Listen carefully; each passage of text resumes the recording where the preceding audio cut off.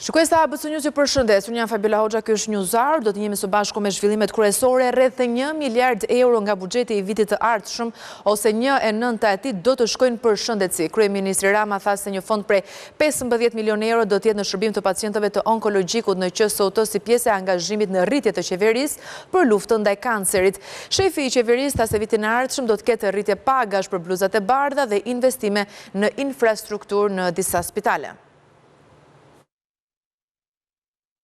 Këtë të shtuar shefi i qeverisë ka detajuar fondin që do të shkojë për sektorin e shëndetësisë, i planifikuar në projekt buxhetin e 2026-s. Projekt buxhetin 2026 me mbi 1 miliard euro të tij për shëndetësinë dhe mirëqenien sociale, afro 4% e prodhimit përgjithshëm kombëtar. 20 të veçantë shkon për luftën kundër kancerit, që kërkon barna të shtrenjta. Për herë të parë hapim një linjë financimi nga buxheti i shtetit vetëm për këtë nevojë jetike, duke futur 15 milion euro ekstra në shërbim të pacientëve të onkologjikut. Gratë që kanë kaluar kancerin e gjirit do të kenë falas shërbimin e rikonstruksionit, nënvizoi kryeministri. Për herë të parë, shërbimi i rikonstruksionit të gjirit për gratë dhe vajzat që kalojnë kancerin do të jepet i plotë për të gjitha dhe falas. Një pjesë e buxhetit do të shkojë për rritje të pagave për infermierët, farmacistët, teknikët dhe laborantët. 4600 mjek, infermierë dhe farmacistë, si dhe 14200 teknik dhe laborant do të përfitojnë një rritje të re pagash, çka është edhe një mesazh i qartë për gjeneratën e re të bluzave të bardha se në Shqipëri qëndrohet dhe punohet me dinjitet, dhe se Shqipëria 2030 do të bëhet vendi ku ikja do të jetë thjesht zgjedhje individuale. Kryeministri shtoi se do të vijojë dhe me investime në disa spitale në vend, duke theksuar gjithashtu se 2026 do të jetë viti hyrjes së inteligjencës artificiale në shërbimin shqiptar shëndetësor. Prokuroria e Sarandës sekuestroi pasuri në vlerë 12 milion euro të 2 personave, njëri ndër të cilët në burg si një nga personat e përfshirë në vrasjen e Edmond Papës. Pronat e sekuestruara janë në emër të Adriatik Kalemi dhe Kristi Qiriçit. Kalemi është arrestuar në Tepelen, i akuzuar për fshehje të autorit të ekzekutimit të Papës, Andrew Bode. Hetimi i krimit ekonomik dhe financiar në drejtimin e prokurisë së Sarandës ka sekuestruar pasuritë të dyshuara të përfituara nga të ardhurat të palishme. Pasuritë e sekuestruara me vlerë rreth 12 milion euro i përkisnin Kristi Qiricit, i njohur ndryshe si Edmir Hoxha, dhe Adriatik Kalemit. Kristi Qirici njihet si një prej krerëve të grupeve kriminale që kultivonin kanabis në Sarandë dhe në zonat përreth në vitet 2019-2021 dhe drogën e trafikonin drejt Greqisë, ndërsa ditën e sotme janë sekuestruar një hotel 6 katësh dhe një hotel 4 katësh. 43 vjeçarit në mars të këtij viti janë sekuestruar edhe 15 pasuri të tjera me vlerë miliona euro, thuajse të gjitha në Sarandë, mes të cilave një hotel, një bar, restorant dhe 9 pasuri të tjera të paluajtshme, si dhe 3 llogari bankare. Ndërsa 53 vjeçari Adriatik Kalemi, i cili ndodhet në burg si i dyshuar për vrasjen e Edmond Papës, i njohur dhe për trafik narkotikësh, janë sekuestruar pasuri në Tiranë, Vlorë, Sarandë dhe Tepelen. Më 4 tetor të vitit 2024, gjykata e apelit Tiranë la në fuqi masën e sigurisë arrest me burg për Adriatik Kalemin, i akuzuar për armbajtje pa leje dhe strehimin e përkrahjen e të kërkuarit Andrew Bode, ky i fundit nën akuzë për ekzekutimin e biznesmenit Edmond Papa disa vite më parë. Adriatik Kalemi u kap edhe me 45.000 euro kesh si dhe arsenale armatimi, teksa dyshohej se po përgatiste hakmarrjen për vrasjen e babait të tij. Një ish ushtarak është arrestuar në Tiranë, dyshuar se furnizonte me armë grupet kriminale. 46 vjeçari përdorte mjetin e tij taksi për transportuar armët. Gjatë kontrollit, policia sekuestroi armëzjarri dhe drogë. Altin Çelami ishte arrestuar edhe para 3 vitesh për të njëjtin aktivitet kriminal dhe ishte përjashtuar nga radhët e ushtrisë. Vihet në pranga një ish ushtarak në Tiranë, i cili dyshohet se furnizonte grupe kriminale me armëzjarri. Altin Xhelami dyshohet se përdorte mjetin taksi me të cilin punonte për të transportuar armët, duke shmangur kontrollet policore. 46 vjeçari u arrestua teksa drejtonte taksin dhe gjatë kontrollit fizik të automjetit si dhe të banesës ju gjetën 4 armëzjarri pistolet me municion luftarak, të cilat nga hetimet dyshohet se do të ushiteshin grupeve kriminale. Gjithashtu ju gjet kokainë dhe pjesë të ndryshme armësh, të cilat u sekuestruan së bashku me automjetin. Ndaj 46 vjeçarit rëndojnë veprat penale, mbajtja pa leje dhe prodhimi i armëve, si dhe prodhimi dhe shitja e narkotikëve. Altin Celami është një emër i njohur për policinë pasi ka qenë i implikuar edhe më parë në të njëjtën aktivitet kriminal. Celami është arrestuar edhe në vitin 2022 si person i dyshuar se ndihmonte dhe furnizonte me armë grupet kriminale. Për shkak të saj, ishte pezulluar nga funksionet ushtarake në repartin Pez Helmez. Emri i tij doli gjatë aksionit në 4 tetor të vitit 2022, ku 15 persona të një grupi kriminal që merrej me vrasje me pagesë ranë në prangat e policisë së Durrësit. Ishin vëllezërit Indrit dhe Gentian Beqiraj, që zbardhën disa nga ngjarjet më të rënda kriminale dhe zbuluan kushije pas tyre. Sipas hetimeve, në 2 raste për ekzekutimin e kundërshtarëve përmes vrasësve me pagesë, disa prej armëve ishin siguruar nga Altin Celami, aso kohe ushtarak. Një aksident i rënë në orët e para të mëngjesit në rrugën Lezhë Milot humor jetën 2 personave. Nga përplasja e 2 mjetëve kanë humbur jetën drejtuesi dhe pasagjeri njërës prej tyre. Drejtuesi i mjetit tjetër, sipas policisë, ishte në gjendje të dehur, ndërsa në rrugë ishte lagështirë për shkak të motit të keq. 2 persona kanë humbur jetën për shkak të një aksidenti rrugor në aksin Lezhë Milot. Si rezultati aksidentit kanë mbetur të plagosur rënd dhe kanë humbur më pas edhe jetën. Si pasojë e plagëve të marra, drejtuesi i automjetit shtetasi Ramazan Harapi, 66 vjeç, si dhe Agim Harapi, 52 vjeç. Sipas policisë, shkaku kryesor i aksidentit që i mori jetën drejtuesit Ramazan Harapi dhe pasagerit Agim Harapi ishte pozicionimi i gabuar në karrexhat i automjetit me drejtues 33 vjeçarin Ardit Gjeçi, i cili rezultoi më pas edhe në gjendje të dehur. Po ashtu mendohet se një tjetër shkak për aksidentin kanë qenë edhe kushtet e vështira atmosferike me rreshje të dendura, të cilat kanë krijuar vështirësi në qarkullim. 2 automjetet janë përplasur rreth orës 1:30 të kësaj të shtune, ndërsa shoferi i dehur është arrestuar në flagrancë nga uniformat blu. Grupi hetimor aktualisht po vijon hetimet për sqarimin e plotë të rrethanave të ngjarjes.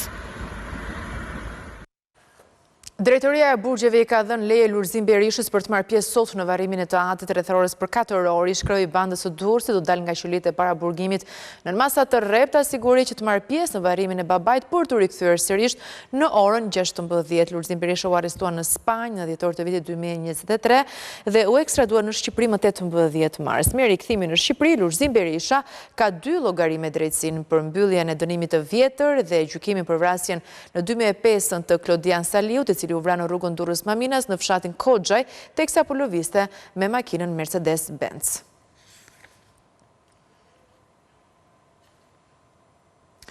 Këshilli i lartë i prokurorisë ka caktuar datën 4 dhjetor për të dëgjuar platformat e 4 prokurorëve që garojnë për postin e kryetarit të ri të SPAK. Ata do të jenë në intervistë përballë anëtarëve të KLP-s për të paraqitur strategjinë e tyre në drejtimin 3 vjeçar të prokurorisë së posaçme. Më 20 tetor, Këshilli i lartë i prokurorisë kualifikoi si të vlefshme të gjitha kandidaturat garuese të tashmë gjatë muajit nëntor.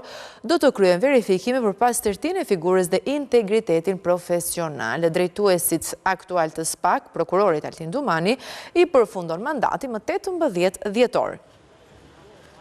Siguria energjitike në rajon dhe ulja e varësisë nga gazi rus kanë qenë temat kryesore të samitit të energjisë të mbajtur në Greqi. Nën kujdesin e Departamentit Amerikan të Energjisë, zëvendës kryeministja Balluku theksoi se Shqipëria synon të transformohet në një lider në rajon për sa i përket energjisë. Gjatë samitit në Athinë, zëvendës kryeministja Balluku u takua me sekretarin amerikan të energjisë, si edhe me sekretarin e punëve të brendshme. Shqipëria synon të transformohet në një vend eksportues i energjisë deri në vitin 2030. Zëvendës kryeministrja Belinda Balluku, një herësh ministre e energjisë, ka marrë pjesë në takimin për sigurinë energjetike të zhvilluar në Athinë nën kujdesin e veçantë të Departamentit Amerikan, ku ka theksuar se vendi ynë synon që të bëhet lider në rajon për energjinë. Zëvendës kryeministrja Balluku ka zhvilluar gjithashtu takime me sekretarin e energjisë së Shteteve të Bashkuara të Amerikës, Chris Wright, si dhe me sekretarin amerikan të punëve të brendshme, Doug Burgum. Pata rastin të informoj kolegët europian dhe aleatët tanë strategjik gjatë sesionit ministerial se Shqipëria synon brenda vitit 2030 të kthehet nga një vend importues në një vend eksportues neto, si dhe të ndajë me ta planet e rëndësishme të interkoneksionit, ku përfshihet jo vetëm koridori 8 energjetik, por dhe koridori i quajtur lindje-perëndim, që shtrihet mes Rumanisë, Bullgarisë, Maqedonisë Veriut, Shqipërisë dhe Italisë. Ndërtimi i linjës së interkoneksionit në New York nga brigjet e Shqipërisë drejt Italisë është konsideruar nga të pranishmit si një investim i domosdoshëm për sigurinë energjetike të Europës juglindore.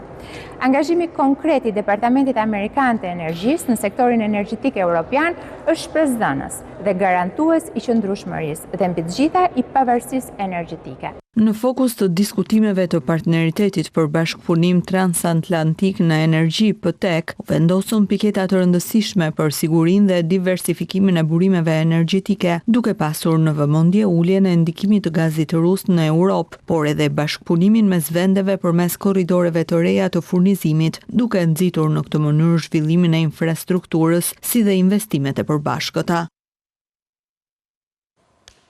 Bllokohet një sasi prej 25 ton misër me aflatoksin që po hynte në territorin shqiptar nga Serbia. Autoriteti kombëtar i ushqimit në Shkodër gjatë kryerjes së kontrolleve ka konstatuar prani të lartë të aflatoksinës B1, një substancë toksike që i kalon normat e lejuara në Shqipëri. Misri që vinte nga Serbia kishte si destinacion qytetin e Elbasanit për përdorim blegtoral, por aflatoksina është e rrezikshme pasi kalon nga kafshat tek njeriu pas konsumimit të produkteve si qumshti apo mishi. Autoriteti kombëtar i ushqimit vijon kontrollet edhe në sasi të tjera të misrit, të cilat kanë hyrë nëpërmjet doganës së Hanit të Hotit. Qytetarët në 5 bashki të vendit do të votojnë nesër për kryetarët e tyre. Në zgjedhjet e pjesëme vendore janë në gar 13 kandidat për 5 poste bashkiakësh. Numri më i lartë i votuesve është në Vlorë, pasuar nga Berati, ndërsa zgjedhja ka edhe në bashkitë Cerrik, Mat dhe Tepelen. Të dielën e 9 nëntorit, në 5 bashki, Vlorë, Berat, Tepelen, Mat e Cerrik, qytetarët do të votojnë për kryebashkiakun e tyre të ri. Në garë janë 13 kandidat nga Partia Socialiste dhe Opozita. Këto zgjedhje të pjesëshme lokale erdhën si pasojë e largimit të kryebashkiakëve, 2 si ministra në qeveri, 2 të tjerë si deputet në parlament dhe një dorëheqje e Ermal Dredhës në Vlorë. Mazhoranca ka përzgjedhur 5 profile të ulta politike për kandidat në këto zgjedhje, kurse Opozita nuk nxori kandidat të saj, por mbështet të pavarur. Në Vlorë, dorëheqja e Ermal Dredhës çoi bashkinë në zgjedhjet parakohshme. Partia Socialiste zgjodhi për kandidate Brunilda Mersinin, e cila sapo kishte pranuar mandatin e deputetes nga zgjedhjet parlamentare të 11 majit. Nga Opozita janë 2 kandidat, Dionis Sota i pavarur, por i mbështetur nga Partia Demokratike, dhe Gjergjinika, demokrati i cili nuk mbështetet nga partia, por do të dubloj kandidatin tjetër opozitar. Në këtë qark, Partia Demokratike në fushat mbeti edhe pa drejtues politik, me dorëheqjen e Bujar Leskajt. Në Tepelen, pas 3 mandatesh me fitore bindse, Tërmet Peçi u largua nga bashkia për të shkuar në parlament. Partia Socialiste kandidon aty me Gramos Sakon, i shkreun e Gardës Republikës, që përballë do të ketë një kandidat 26 vjeçar, të pavarur e mbështetur nga Partia Demokratike, Gabriel Guma. Në Berat, Ervin Demo la postin për të bërë deputet e emëruar ministër i pushtetit vendor. Vendin e tij do të tentojë ta marrë ish-zvenci i tij në bashki, Ervin Ceca. Përballë do të ketë kandidatin e pavarur të mbështetur nga opozita, kreun e një shoqate kulturore në Berat, Pavlo Shkarpa. Në Cerrik e njëjta tablo. Andis Salla u largua për të emëruar ministër bujqësie dhe vendin e tij do të tentojë ta marrë ish-zvenci i tij në bashki, Florenc Doka. Përballë ka 2 kandidat nga opozita. Mjekun Amarildo Hoxha të mbështetur nga Partia Demokratike dhe Eliger Tima nga Shqipëria Bëhet. Dhe bashkia e fundit Mati, Agron Malaj la bashkim për parlamentin dhe vendin e tij tenton ta marrë kandidati socialist Altin Bojni. Në këtë bashki socialiste, Suzana Pasha ka vendosur si e pavarur të rivalizojë ish-partinë e saj, Partinë Socialiste, kurse opozita kandidon me të pavarurin Eduard Brajlika. Në këto zgjedhje kanë të drejtë vote 334.000 qytetar. Gjysma e këtyre janë në Vlorë, 171.000, bashkia më e madhe ku do të ketë zgjedhje më 9 nëntor. Në Berat 82.000, në Cerrik 38.000, Mat 29.000 dhe Tepelena, bashkia më e vogël me 12.000 zgjedhës.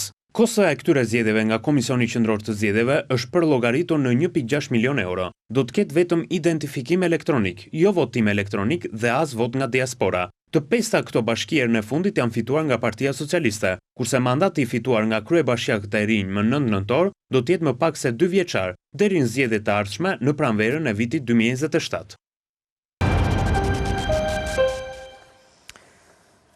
Jemi rikthyer në studio, vjojmë me lajmet. Virozat e shumta në qarkullim po prekin më shumë të vegjlit në javët e fundit. Në pediatrinë e QSOT-s paraqiten deri në 300 fëmijë në ditë, ndërsa një pjesë e tyre ka nevojë për trajtim spitalor. Mjekët këshillojnë mbajtjen e fëmijëve larg ambienteve të mbipopulluara. Luhatja e temperaturave në këto muaj vjeshte ka sjellë në urgjencën pediatrike në qendrën spitalore universitare Nën Tereza çdo ditë rreth 300 fëmijë për vizitë, duke sjellë një shtim të ndjeshëm të fluksit. Megjithatë, vetëm 10 deri në 15% prej tyre kanë nevojë për trajtim të specializuar. Nëse mund të flasim lidhur me paraqitjet, janë në 10-15% e rasteve që vërtet paraqesin një emergjencë spitalore të plot, për cilët de facto hospitalizohen dhe marrin trajtim të mëtejshëm. Në grup virozat që po qarkullojnë tek të vegjlit, infeksionet respiratoreve të rrugëve të poshtme të frymarrjes janë ato të cilat po dominojnë në këtë periudhë. Sipas shefit të urgjencës pediatrike në QSOT Albert Lama, ato po manifestohen me koll dhe temperaturë disa ditore. Janë kolla, temperatura mban për 3-4 ditë tek fëmijët me një imunitet të rregull dhe varet edhe nga diagnozat dhe komplikacionet e tjera shoqëruese, për shembull nga një laringit ose bronkiolit që janë më të shpeshta në rrugët e frymarrjes. Fëmia mund të paraqitet, mund të vijë edhe me bronkopneumoni ose pneumoni që janë format më të rënda. Infeksionet e aparatit respirator nuk kursejnë asnjë nga grup moshat, por sipas mjekut pediatër Lama, të vegjlit 0 deri në 4 vjeç prek më shumë. Ndaj dhe apeli i bluzave të bardha shkon për prindërit, ku kërkojnë vigjilencë të shtuar dhe mos i dërgojnë fëmijët në qerdhe, kopshte e shkolla të sëmur. Grup mosha më e prekur janë grup moshat e vogla, 0-1 vjeç dhe po themi mosha 1 deri në 4 vjeç janë moshat më të prekura. Por ato e shikojnë fëmijën e vet që paraqet një problem, qoftë në temperaturë pika e parë të bëjnë vizitën dhe të marrin këshillat e mjekut të familjes dhe është e këshillueshme që në ato raste nuk është subjekt që duhet të shkojnë në qerdhe apo në kopësht. Parasysh ambientet komunitare shërbejnë si ambiente me të cilat e përhapin akoma më tepër, sidomos po të jetë një infeksion viral. Përveç shmangjes sa më shumë të ambienteve të mbipopulluara, mjekët këshillojnë një ushqyerje të shëndetshme dhe një higjenë sa më të pastër për të mbajtur sa më larg gjendjet gripale.